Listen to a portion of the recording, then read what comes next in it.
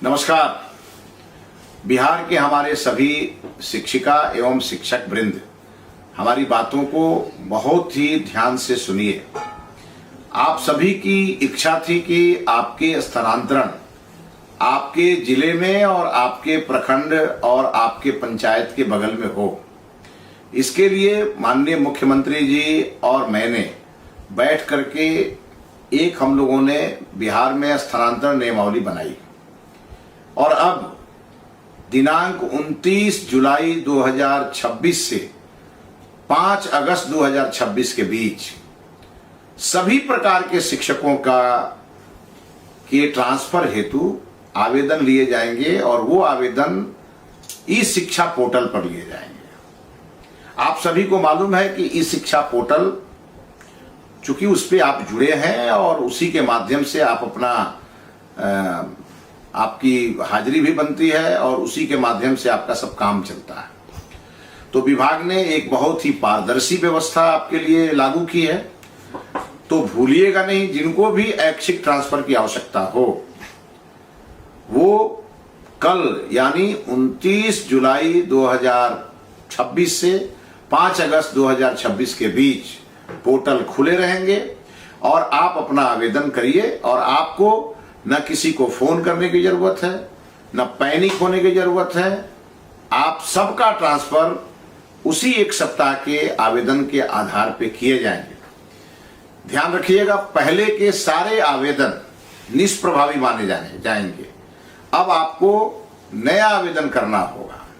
और साथ ही साथ कई लोगों को इस बात को लेके कन्फ्यूजन है कि टीआरई 3 वाले शिक्षकों को मौका नहीं मिलेगा। वो कन्फ्यूजन दूर कर लें, उसके लिए हमने संशोधन किए हैं और हमने जिनकी भी अभी अवधि पूरी नहीं हुई थी उनके लिए भी हमने ट्रांसफर के रास्ते खोल दिए हैं। साथ ही साथ जो हमारे मॉडल स्कूल के शिक्षक हैं वो भी परेशान हैं, उन्हें भी परेशान होने की जरूरत नहीं, आपके लिए भी प्रावधान किए गए हैं। इसके अलावे जो हमारे लाइब्रेरियन हैं उनके लिए भी अलग से प्रावधान किए जा रहे हैं। बहुत शीघ्र ही, अति शीघ्र ही आपके लिए भी स्थानांतरण के रास्ते खोल दिए जाएंगे। इसीलिए किसी भी प्रकार के शिक्षक इस बात को लेकर परेशान न हो। आपका स्थानांतरण नीति के आधार पर किया जाएगा। अब ये और बात है कि कई जिलों में बहुत सारे शिक्षक असमानताओं के कारण हम बहुत परेशानी में इस विभाग को लेकर के आगे बढ़ रहे हैं। इसीलिए रेशनलाइजेशन आवश्यक है। विभाग ने उसके लिए भी शेड्यूल जारी किया है, उसमें सहयोग करना है और जो नियम बन गए हैं वो नियम उसी नियम के आधार पे आपके ट्रांसफर होंगे। मुझे एक बात और ऐड करनी है। इस ट्रांसफर पॉलिसी के क्रम में और इस ट्रांसफर अवधि के क्रम में कहीं से भी मुझे कोई सूचना यदि मिली कि किसी शिक्षक ने किसी शिक्षा विभाग के पदाधिकारी या कर्मचारी को कोई रिश्वत दिया तो रिश्वत लेने वाला भी और रिश्वत देने वाला भी दोनों दंडित होंगे।